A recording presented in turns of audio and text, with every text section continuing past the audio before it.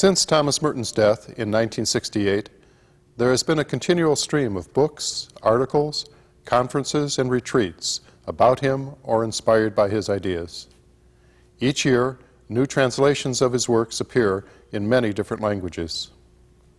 At Bellarmine University in Louisville, Kentucky, the beautiful Thomas Merton Center houses the Merton Archive collection in its library and displays many Merton artifacts and memorabilia.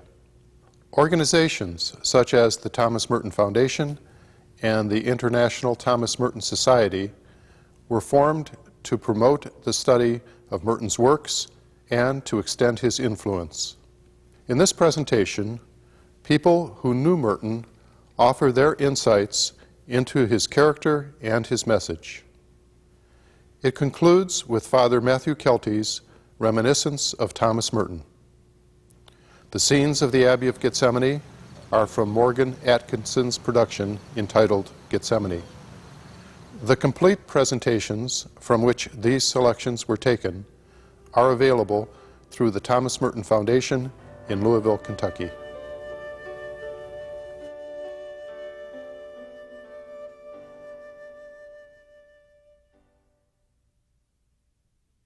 It was an informal dinner, but he introduced someone whom he mentioned as Father Louis.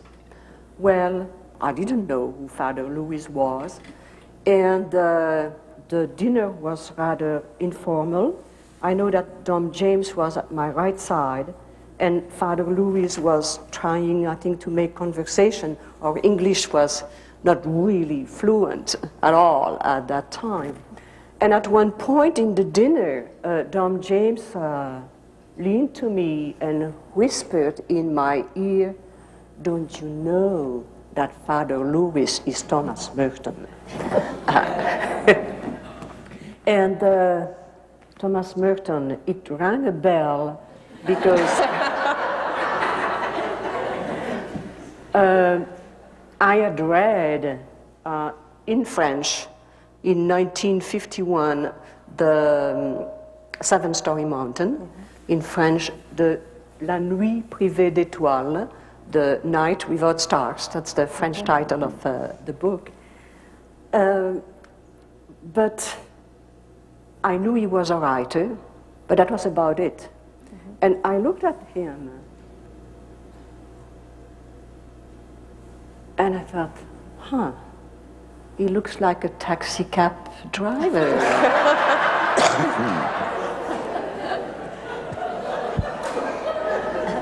I like taxi cab drivers. But then I began to really look at him, and I was struck by his eyes. Clear, blue, piercing. You knew that he saw, what shall I say, layer after layer of consciousness.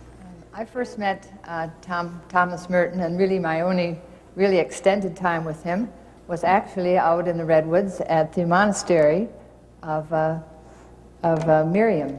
And it was a rainy Friday morning, and a group of us had come out to visit with him, and we were in a station wagon very early in the morning, and it was a very dreary morning, I remember, and suddenly somebody poked their head in the window and said, "Is this the gang from Monroe?" and we were all kind of stunned, and we didn't know. I thought maybe it was a handyman. He was just dressed in jeans and a kind of jacket with a kind of cowl, and we knew we were coming out to meet him. I'll have to backtrack a little bit, but as one of the people who were with me said later, we didn't know what to do. We all looked at each other like, "Are you the one who is to come, or shall we look for another?" In fact, when I first arrived at Gethsemane, I didn't know Thomas Merton was a novice master. He was the one to introduce us. And they said this night that the novice master was coming to see you, and so be in your room. So the novice master came in and introduced himself just as novice master, and talked and asked the usual questions you ask, and then said, how did you know about monasticism? And I said, well, I've read all Thomas Merton's books and all Arena's books. And did you say, by the way, who are you? And no. And he said, what do you think of them? I said, they're both rather romantic, but from a little different point of view. He said, yeah, you have to be very careful what you read. And I said, yes. So not until the next morning when I met the guest master did he say, oh, did you meet Thomas Merton? I said, no, I met the novice master. He said, that's Thomas Merton. Then I went from there to read The Seventh Story Mountain, and I was full of desire for monastic life, but it seemed to be a European and a medieval institution. Well, The Seventh Story Mountain demonstrated that a modern person can do this. And I have pretty much the same story that Father Timothy does. I didn't know that Father Lewis was Thomas Merton until I was there a month. And that was a good thing, too, because he imprinted on me as novice master and guide. And after that, that was the nature of our relationship. And he asked if we would bring him back into Louisville to take him to Washington Street because he wanted to hear the jazz group from Boston that was down there. And we did. You know, and we got a group together. There were about 10 of us. And we took him to Washington Street, had dinner, and I finally left because I had 7 children at home to get off to school, and Frank was not there. And Tom said, oh, you can't leave. Wait a minute. I'd already conned my brother into driving him back to the monastery. He said, wait a minute, waitress, give her the bill. Then I could leave. My children thought of him as Uncle Tom, and I mean, and he was always warming. He always included him in conversations. When he thought that a time to visit would not be the exact time to bring children, he told my husband and myself, and so they stayed home. But most of the times when we went, they accompanied us. And the last time we were at the monastery, Tom was playing bongos. He was very, very happy because he was about to take this trip. And Melissa was dancing. And I don't know what Christopher was doing, but Christopher was doing what Christopher does. But he said, I have some things I would like you to take and keep for me till I come back because I want to make sure they're in safekeeping. So he gave, Jean picked out several books that Tom, and he said, I'll give them back, Tom. And he gave Melissa his collection of Mad magazines, which he still has. He wanted to make sure that they were safe, and he said, now Melissa, be sure and bring those back, those are mine. But that is, he was always so much fun, and like I said, he included them. He included some of their little poetry in his Monk's magazines, Monk's Pond, and he really encouraged them, I guess, to do that. And they were... His intellect was so splendid in the way in which he could identify and be with people from all different parts of society, all different kinds of background. And so his adaptability to the person with whom he was present, I found overwhelming because I happened to be with him any number of times when there were various other persons there of different kinds of backgrounds and experience. And so his ability to listen and to pick up immediately threads of meaning that persons around him were expressing, understanding them almost immediately with just an initial contact. His sensitivity was so keen and his mind was so agile that it was a marvelous combination of human spirit, plus all the other ways in which that has been and can be described. So for me, sometimes I was with him when he met other persons for the first time, and his genial simplicity and sincere affection were present from the beginning, so to speak. It was a sort of a part of his spirit that was expressed in welcome, in understanding, in acceptance. And if he didn't understand or accept after a while, he was able to say that in a way roughly at times, as everyone up here knows, I'm sure many of you too, but at the same time, his sense of what was called for at this moment was excellent. He was the most multifaceted person I think I've ever met. I mean, he could be one thing with the children, Frank and me. We know about his other works that he did. He was brilliant. And you never felt, regardless of what level of conversation you were having with him, that he was either coming down or putting you down. He always listened. Thomas Merton, Tom, as he asked me to call him, was essentially a highly playful mind. One never knew what was coming next in terms of observation. He was totally on his own wavelength, and he had antennae all over the place and saw things. So if he let you in on what he'd seen in an encounter, it was almost as if he had eyes round the back of his head. He saw everything, and he was very, very funny. And he'd achieved a state in his personality where there wasn't the slightest malice, but there was an extraordinary amount of irony and good fun and fun poking at a great deal that was going on in the midst of the events and people that he encountered. I never ever heard him speak ill of someone, except for anger, deep, deep anger about the circumstances of violence and injustice in the world. But he was very, very funny, and he had a certain kind of French malice. I am terribly impressed in his journals about how hard he was on himself. I think, in a sense, that's part of his liberative gift to me, having just read that one-volume version of the journals. Somehow, it gave me so much sympathy for Merton, that a man of that tremendous quality of spiritual attainment could blame himself just for things that I can't see in him, you know? His standard was so tremendous. It was before the face of God. So how can one say what he saw? But it was tremendous what he demanded of himself. But that's fine, because he knew what he was up to when he went and committed himself to that very exacting form of the spiritual life. And that's probably the way he had to play it. But he was also exceedingly playful.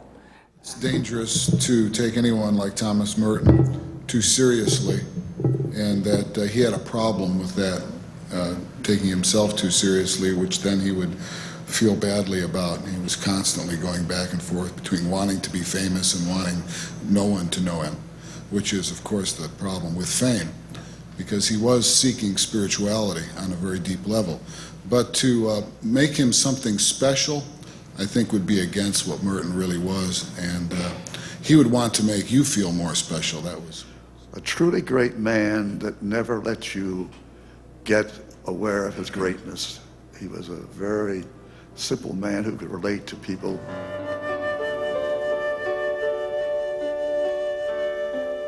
And he told me my real autobiography is The Way of Chung Tzu. Chung Tzu, I always mispronounce that, and if you read that, that is very paradoxical, enigmatic. There's an element of the absurd, contradiction, and all of that. And I think that mirrored his spirit more than any other work of his. The artist and the man, I guess, always lived in a sort of tension. And always there was this love of community. People say, well, when was he going to leave the community? And I have to chuckle, because I don't think he was ever going to leave the community. That was home. That was family. One quick other thing. I was having a dinner one night with one of his editors. He said something I knew all along, and then suddenly some things fit together. He said, you must never forget he was an orphan. And that was his family. That abbot that all the tension was with was not only his abbot, but a kind of a father figure, I think. He had a tremendous enthusiasm for prayer. I don't think you find many men, any place, who show that kind of a total involvement with imagination and really physical communication about experience of prayer. He felt it was exciting. Margaret. It still seems to me very much in my reading of Merton all these years that he keeps coming out of the same place in himself all the time, that great search for the truth of who he really was and who we really are. And if we could come to the truth of who we really are in terms of loved by God, we would be able to somehow do something more in our world. And every time I read him, I see him coming back to that same sense. And he had that great sense of compassion. I remember either heard him say it or he had written it, that as Francis had married Lady Poverty, he would like to wed compassion, is what he is the term that he used. And I think behind a lot of his strong statements came out of that great sense of compassion that he had for all persons and for suffering persons and for a suffering that he somehow touched into the suffering of the world. And I think also in terms of the peace movement that he could critique both the right and the left, it seems to me, when he was doing a lot of the writing during those years. And when he was, and I don't know the details of this, maybe Luke, you would know it better than I, that when he was, the church, forbid him to do any more writing in terms of war, peace for a time. And strange, later when the bishops of the United States wrote their famous peace pastoral, what did? They went right back to Merton's writings again to bring them forward. And so he was really so much in where he found the ground of his being was really in the real. Here, out there, in nature, the birds, the fish, so that it's quite a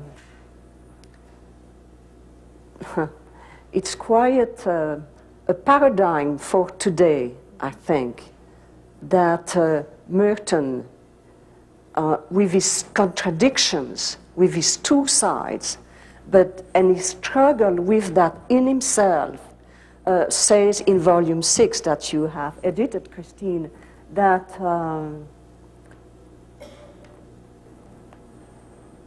he struggled with himself, is participating in the contradiction of the world, and that the struggle with himself is also a new creation. And I am so struck that from a depth psychology point of view, that Merton was so open to see and to meet his own shadow. In other words, what was less integrated in himself, less pleasant, it's there in the journals, not as an analysis, I feel, but as a reality, as the total reality of his being. And I think that's what makes him a great, people often ask the question, do you think Merton will be canonized? And there is a lot of joking going on about that, because who would want to be canonized in the style of the canonization today? But I would see Merton, first of all, as a companion kid for the children of today. When you see what he went through, the variety and the instability, the external instability, in a way, of his childhood, and yet that he found the road to joy, he found a way of moving with that, and he stayed with his own contradictions, reconciling them, with God and the world. There is one phrase which he has in the first paragraph of the 7-Story Mountain, and this is, free by nature, I was nevertheless prisoner of my own violence and my own selfishness. At the image, so free by nature, at the image of God, I was nevertheless prisoner of my own violence and my own selfishness in the image of the world in which I was born. And to me, this is really the paradigm of the story of his search, of his life, how to reconcile this intense search for God, this unity with the divine, and at the same time to reconcile that world in which he was born. And he condemned or, as you said, expresses his sense of injustice in what was going on in the world. But on the other hand, as was so beautifully presented in the Hagia Sophia poem, he knew that the world was good and that there was a wisdom in all creatures. And so one of the sessions between them was devoted to the Dalai Lama sort of outlining to Merton the approach of his own training to emptiness, and then kind of drawing Merton into the conversation and kind of getting a feel for whether Merton had the understanding or not. So that was one thing that the Dalai Lama seemed to want to accomplish, was to be able to communicate a lot of information about Buddhism. Then he wanted to learn a lot from Merton about the spiritual life as it's led in the West. And I have a feeling partly Merton was going to go to Bangkok and give a speech on monasticism and Marxism in the modern world.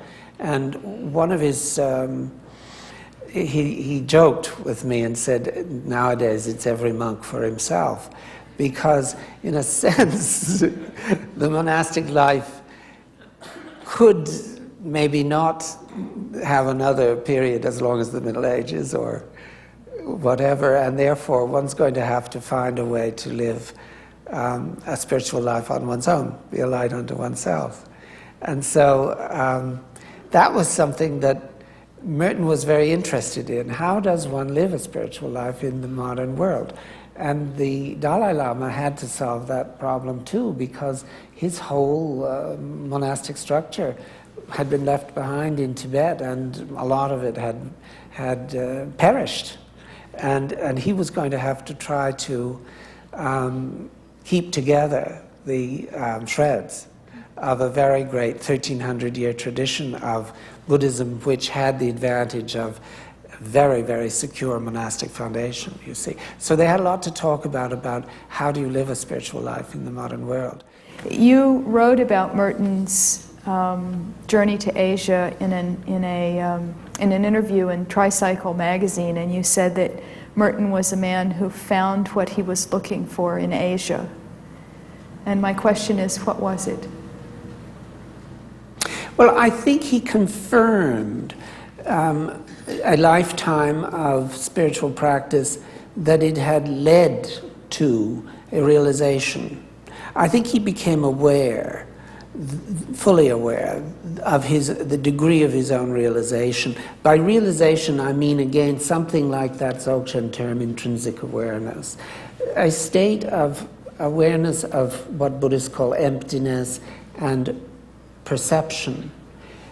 So that perception is that there's no attachment to things, phenomena and beings, and there's insight into the true nature of things and phenomena, and there's a numinous state of mind that's totally indescribable and transcendent, and it only needs to be maintained, not striven for any longer. It needs to be maintained and extended and deepened as the ground of one's being.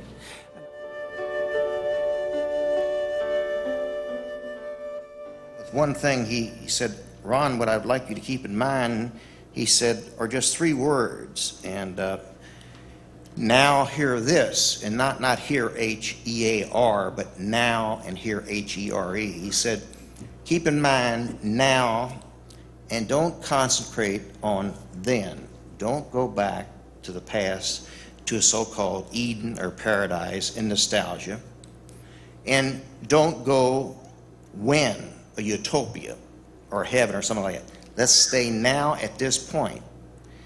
And then he said here, not there. There's always another place they say on the other side of the fence, or go back to California, or this. But here at this moment, at this spot, is holy again, and not there, and not where somewhere else we're going to go. Someday you're going to end up a famous this or that, and this moment here, not that. And you can always find that when I write memory sometimes, and he says, and not what's going to happen down there. So now, hear this. If you can get in that vertical eternality, that point, and live to the fullest, you don't have to fear anything. You're there. He was a prophet too, and this is very appropriate for our times. Way back when he said, we're over the falls and into new waters. And he saw things coming on that we now see have come to reality. He was part of the gospel of the 60s. But the theme for him was this sense of freedom, and that we have already what we need. I mean, he didn't talk about how you structure this, you structure that. He wasn't interested. But he kept trying to say to us, you already have who you need. You already have, if you can come into touch with your real self, the true self, then you will know what to do. And that's the kind of discussion and liturgies and great times we had sitting around. He would read his poetry, and I had my first Coors beer out there. But I think he would want us to call forth the best that is in us. He knows, he would tell us that the presence of God is with us, and that therefore we should be able to somehow or other develop those gifts that God has given us. It seems to me he was continually, I remember his talking to young people and saying, what do you really want to do? And I think it's a very good question, not only for the young, but for anybody. What is it you really want to do? And then after the young man or woman or whoever this was would ponder that a while, then he'd say, do it. Merton is like a friend of mine, in the sense that I read him all the time, and I get a steadiness from reading him in all the terrible ups and downs of a kind of steadiness of where to kind of keep your compass needle straight. And I find that I can always find in him what it is that will give us strength. And for example, when he would say, don't worry if you have doubts. If you don't have doubts, you would never have faith. And there's so many questions today that plague us, and so many difficult questions around the church, around belief systems, and he was so steady on that kind of thing that that's where when everything seems sometimes collapsing around, I can always find something in Merton and his writings. So I always feel like his presence is very pervasive and very steadying. Thank you.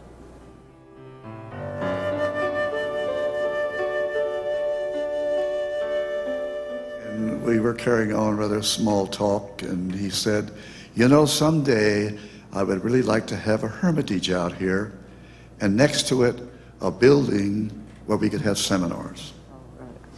A gift received from Merton.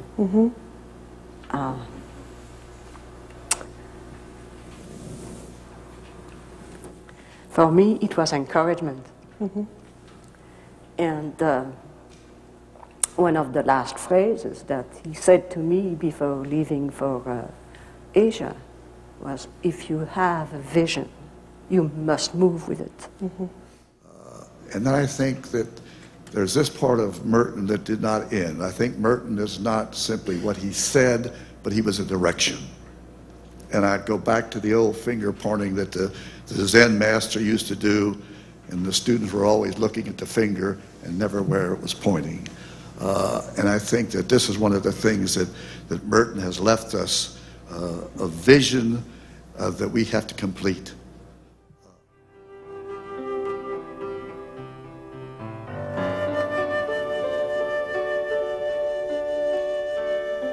That, my Lord God, I have no idea where I'm going. I don't see the road ahead of me. I cannot know for certain where it will end. Nor do I really know myself. And the fact I think I am following your will doesn't mean I actually do so. But I believe the desire to please you does in fact please you. And I hope I have that desire in all I do. And I hope I will never do anything apart from that desire. And I know that if I do this, you will lead me by the right road, though I may know nothing about it. Therefore, I will trust you always. Though I may seem to be lost and in the shadow of death, I will not fear. For you are ever with me, and you will never leave me to face my perils alone. That's from the Thoughts in Solitude. Very beautiful. That's pure Merton. Well, I've been cleaning up my office and came across a paper I wrote in February 1969. It would be shortly after Merton's death. And it's I thought it, when I read it, it hadn't been published, but it has been. It was in a collection edited by Patrick Hart, Brother Patrick. Some reminiscences of Thomas Merton. These comments are personal reflections of a monk, on a monk who lived among us and does so no longer, only in spirit. More about what kind of man he was to live with, how we saw him, more than a study of any ambitious length. Even at that, they were at one man's view. And that monk in the Abbey only 9 years with Father Lewis. But I did have him as novice master, worked with him, knew him fairly well, and thought of him as I still do as a friend. Further, it is only with some fear that I put these thoughts down, for he was deep, complex, very holy man, many-sided. Besides, it's too soon, hardly cold in his grave. But taken for what they are, these are musings of a man lately among us and may be of interest. You could tell him by his walk. He had a rather rapid walk, not altogether measured and orderly. For one thing, his feet were spread out fan fashion, and there was something sad in his gait. Vigorous walk, except when he was reading, which he often did. Small hands and feet. He was hard on shoes. Had a fine torso with strong shoulders and back. His legs seemed somewhat short, and they made him look smaller than he was. Clothes didn't suit him well. He never looked neat and spruce, though in his monk's habit he was presentable enough. Things hung on him, looked baggy and shapeless. Even when dressed in civilian clothes, he didn't look sharp. He looked a bit disordered and disorganized. Didn't care much about clothes. That was obvious. In the years he's living in his hermitage, he would appear at the monastery for dinner as for some appointments in some odd combination of work clothes, generally with a nut-to-shake case for his mail or books, and a bag of groceries to take back to the hill. If you stopped to talk to him for a moment, he was glad enough to do so. Awake, interested, looked at you closely with bright eyes. He had a rather plain face, but his eyes were full of life and full of merriment. His voice was quiet, his laugh was gentle and deep, like a chuckle. He had a way of sensing when something was over, and he would end the matter there. This was a real characteristic of him. He loathed dragging things out beyond their measure. When something was finished, he was ready for the next assignment. When I was a novice, I recall that in periods of spiritual direction, he always seemed to know before I did when the matter was over.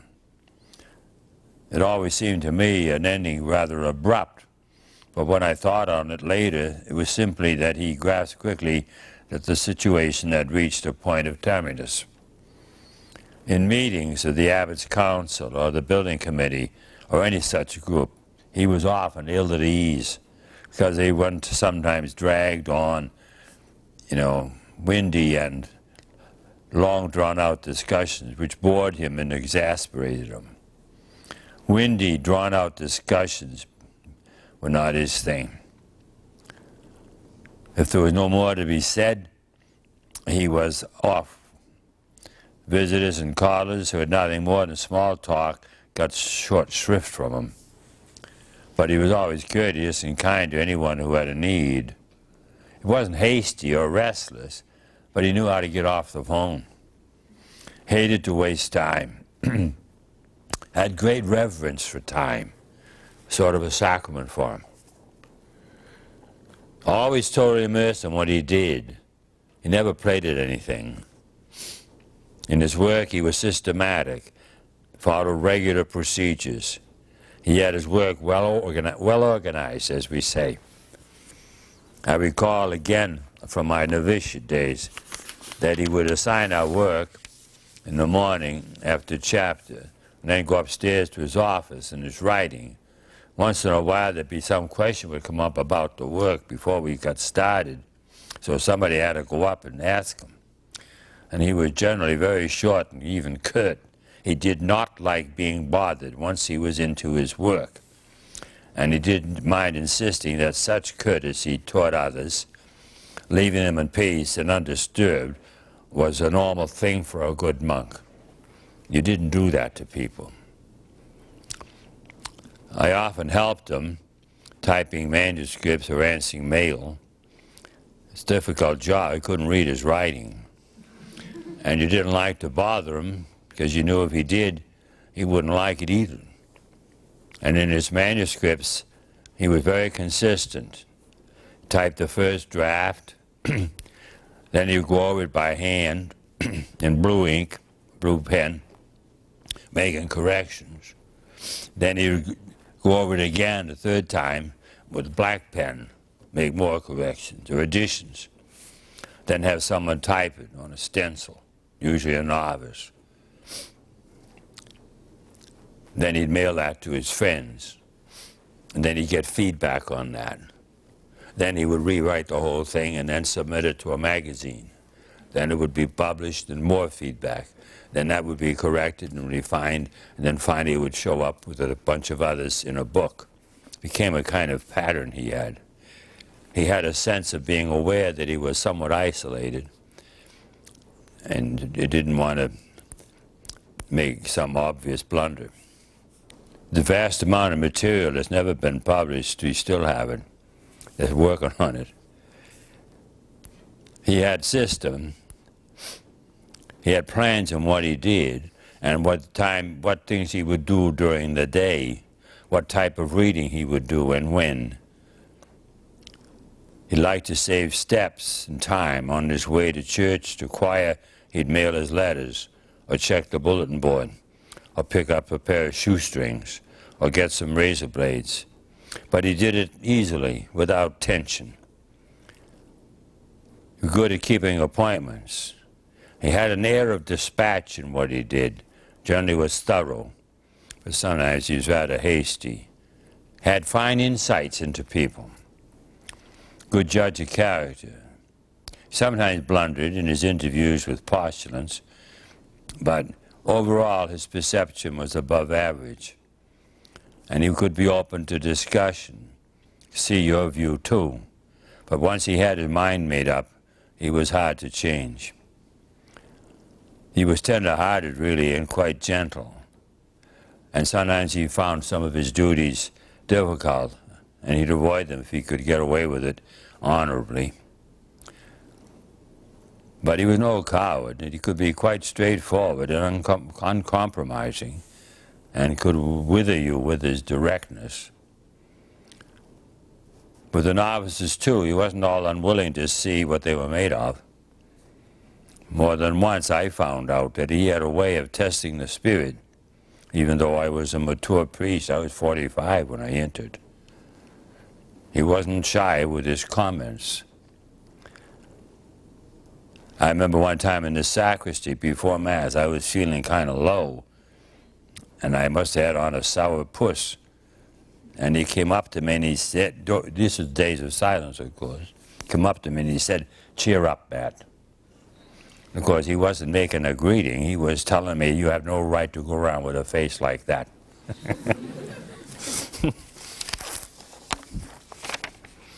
When you consider the amount of writing he did in his lifetime, output staggers you. And it was only part of his work because he had he did a lot of reading, spiritual reading, and then reading in connection with his writing. And then he had his regular monastic choir duties. And besides, he was novice master for the last 10 years. And he wrote for the novices a whole set of notes and conferences on the rule, monastic fathers, history of the order, monastic spirituality. Most of it mimeograph. We still have all that. Hasn't been touched yet. His health wasn't the best beside all that. And he never had a secretary until just before he left for Bangkok. So he was really a workhorse, meaning made good use of his time. Even in the old days when the routine called for a nap at noon, after noon meal, he was loath to sleep in the daytime. Probably couldn't anyway. One of the most popular of his poems, on the death of his brother, who died in the war. He told me, he wrote it as he lay in bed during the siesta. When he got up, he typed it out. But work time was work time with him, and when it was done, it was done. He was merciless to the novices when he found them stretching their work beyond his prescribed hours, particularly if there was no need. He didn't approve of great projects that ate up your reading time. One of them being a horror of extravagant decorations for Christmas or for Corpus Christi. In the old days, they were really quite elaborate. Now they're rather modest. He loved the hours of the night for prayer, and in the hermitage spent the night hours in prayer, saving his office and mass for daytime. He took a dim view of monks who couldn't get to bed on time, or for that matter, get up on time. He himself was very regular.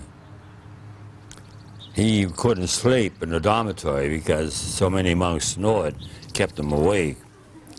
So they let him have a cell at the top of the stairwell, where the stairs go up, there was an opening. They built a little room for him up there, which was fine, except, of course, he'd hear you coming in at night if you were late. And that would bother him, and he'd let you know about it. The farm brothers used to like to work by moonlight, bringing in the soybeans or the alfalfa. Of course, you could hear the machinery at night. He let them know about it. He didn't like that. But he didn't go around, correcting everybody, Wasn't that kind of a man. He was a phenomenal worker. I think he worked harder than anybody else in the monastery, although he didn't look it. He used to get an interest in a certain subject. He'd send her a note to the library at the university in Lexington, or to the Lexington Library, and ask for the books on the subject. Then they'd ship him a batch of books. Then he'd read all that stuff. Then he'd do articles on that, and eventually show up in a book. He was very interested in community life. He wasn't a gossip or a busybody, but he knew what was going on. He didn't miss much. His comments were often precise and witty. And even as a hermit, he stayed in touch. He loved people, but he loved nature too. Nature played a large role in his life. Fond of the woods, and early in his monastic life found time to get there. He could identify all the trees and many kinds of wildlife. And the novices and the scholastics, that is, the young monks under his care, planted thousands of seedlings and young trees in washed-out areas. Through his instigation, the Forest Service built a fire tower on top of one of the knobs. And he had dreams of being a hermit during the fire season, living in a little cabin underneath the fire tower. Then to expedite his getting back and forth, they bought him a yellow Jeep, egg yellow. but he couldn't drive. He almost killed himself. And so the cellarer told him, don't ever get in that Jeep again. That was the end of that project. He became the novice master at the same time. We used to burn the woods for the heat and for the stove, for the kitchen. Oak. The choir monks all winter worked in the woods, cut down trees and then cut it up into 4-foot lengths. And then burned that for heat and for the steam. Well, then that was finally changed to oil or coal. And then we forgot all about the woods. So they were neglected, and that bothered him. Tried for years to get people interested in it, but nobody took him up on it. Today they do. It's come around. He had little love for machinery, and the sound of the tractor in the bottoms roused no poetry in him. He could be quite grim about poisons and sprays, what these things did or might do to wildlife. Basically, his views of the world of agriculture was more that of a poet than that of a farmer. And the response of the farmers was obvious. There's no money in poetry. However, even farmers are aware that there are many sins against God in the world God made, and he would point that out. Violence to nature, to him, was a distortion of, as is violence against man. The distant boom of the guns in Fort Knox, to him, was not much different from the noise of the tractors in the middle of the night, or a bulldozer moving the creek down below. The creek ran through the middle of the field, and the brothers pushed the creek over to the side so they have a clear field. He thought that was outrageous. He was not anti-machine in the final analysis, because he realized what they could do. He admired a good typewriter and was aware that the later ones weren't as good as the old ones. He admired brothers who were craftsmen, could make wonderful things, had many friends who were artisans and craftsmen. Being agrarian in spirit, he was not charmed by monastic industries, by which we support ourselves. He was almost unkind in his comment on our cheese and fruitcake business. He could get eloquent on that. The assembly line in the monastery. Production control. The complex remains, of course, and will remain, but it is modest and is well in hand, and much of that may be laid to him that it didn't get out of hand, which usually happens in the monastery. Well, it's the American thing. If you're not growing, you're dying. And they keep asking us, why don't you grow? We don't want to grow. If we grow, we lose control of it. You know, and then it isn't ours anymore. So we keep it where we want it, you know, within a certain limit. Then it's ours. Otherwise, you hire people to do your work, and you lose it then. Many of the monasteries have done like in Europe with many of their products. They lost them. Well, he was influential in developing that philosophy. He was a monk among monks. No one made anything of him. He didn't expect special handling, and he didn't get it. That does not mean that he adopted some sort of humble manner by which he hid his own importance. No, he was himself, very much alive and very real. When you met him, spoke with him, had dealings with him, you never felt you were dealing with something artificial. Quite the opposite. He was nothing if not real. And part of that reality was his simplicity, being himself. He said what he thought, and he did what he thought should be done. That was all there was to it. And what he said and did was rooted in love for God and for man. No one here ever thought of him as famous, or thought of him as a great author, or renowned personality. The basic reason for that was he himself didn't think so. He didn't make a big thing of his writings. Once they came out, he never looked at them again. He didn't go out of his way to be humble about them, to speak disparagingly about them, you know, except a couple of them that he thought were poor work. He simply didn't see them in that light. He knew he was a writer. He knew he was successful. He knew he had a name. But to him, making something of that would be like a priest making something of himself, because he's a priest. Indeed, as with his priesthood, he saw the whole life as a calling from God, and as one bound to answer that call faithfully. Calling didn't make him. It was how he responded to the call, and he tried to answer it as best he could. So, in other words, the response that we made to him wasn't artificial. We just treated him as he treated himself, one of the monks.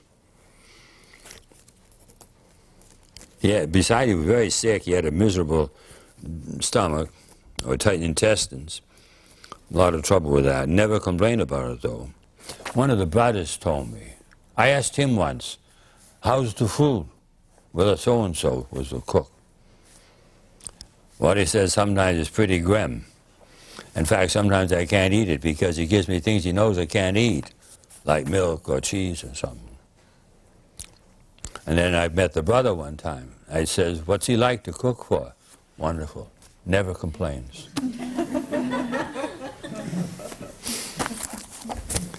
In other words, Med would be honest enough to tell you if you asked him, but he wouldn't be going all through the community telling what a creep Brother Wilfred was. He was a lousy cook, you know. He never said a word. And when Brother Wilfred himself, he said he never complained, never complained. And I'm sure that's true. You know. Yeah. In the matter of his becoming a hermit was particularly persistent and courageous.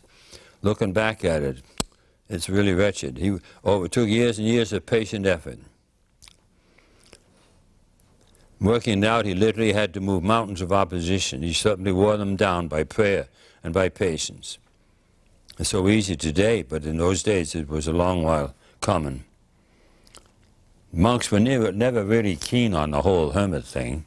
Some were enthusiastic, and some took exception to the whole business. The majority simply accepted it as one of those things, you know. A few weeks before he left for Far East for his Bangkok trip, there was a mild flare-up of talk against hermits. It was a new thing then, it was coming back. You see, Merton studied history, and that's how he discovered that the hermit thing was part of our tradition. It died out somewhere in all the trouble we've been through, French Revolution and wars and what all. And he proved it was part of the traditional ascesis of the monastic life. Well, then once that was clear, there was no problem. But it took a while to prove all that. Anyway, every now and then it would become an issue in public. And he discussed it with some of them. He didn't hesitate to inform them. If they didn't want him around here, there were other places he would go. He could go and he'd be welcome, which was quite true. There were plenty of places would be glad to have him. And that some of these champions of the cenobitic life weren't exactly models, of course, was something he didn't miss. Not that this embittered him, but it hurt him. In terms of his service to the community, it was shabby treatment. But that wasn't the point. He wasn't asking for the hermit life as a reward for services rendered. He thought and maintained it was simply part of the Cistercian tradition, and he was right. And then eventually the abbot went to Rome, and in the general chapter prevailed upon the abbots to vote it into law that an abbot could have hermits in his community. Not a very practical man.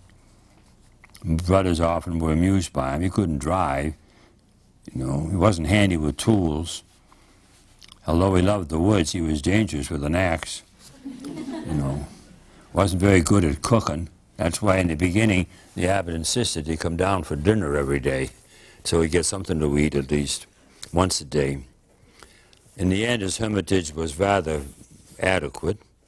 A long living room in front with a big fireplace and big windows, and in the back, a bedroom and a kitchen. It was only last year that he got a chapel with a bathroom. Up until then, he had a privy out in the woods. He was very obedient. Dom James Fox, who didn't hand out compliments that easily, told me he was the most obedient monk in the monastery, which was his salvation, because he was an inspired man, full of ideas, inspirations, and imagination, but as docile as a child. The test of the true monk, if the man of God, is his obedience. Merton was endowed with the grace of God that he was rich, you know, in his inspiration and in his imagination, and he'd come up with a new idea every week. Wear out the abbot, you know, with his plans and dreams and so on. And the abbot would listen patiently, you know, like a trout fisherman. You know, you spot the trout and you cast for him, and he takes it, and then you give him line. You feed him line, and the trout goes half a mile down the river. And then finally you say, okay, come on back, honey. And then you... And I say Don James would have made a marvelous trout fisherman, because he would feed the line to Merton, and then after a while he'd say, no. And Merton would dry his tears and go back to work. Remarkable. It's not Merton suffered more than others. He loved more, and loved more deeply. His engagement with God more profound, his commitment more total, his abandonment more complete. Such a life, our relation to God is superbly intimate, and no mortal can live with such life and escape being burned. He was thus a perfect vehicle for God's work in the world, pure, clean, empty of self, and so a medium of great good then and now. That's what a saint is. A pure vessel through which the grace of God can flow out into the world. Become an instrument of salvation with Christ for others. So the best way to follow him is to try to follow him in love.